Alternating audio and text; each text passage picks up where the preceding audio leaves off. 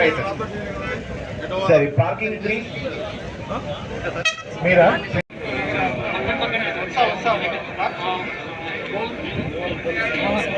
లేదమ్మా 4 3 and 4 నువ్వు అక్కడ వరకు ఇక్కడ ఉంటే నువ్వు రవి ఇక్కడ ఉన్నావు, ఇక్కడ నుంచి శ్రీనివాస్తో మర్జ్ అయిపోవాలి.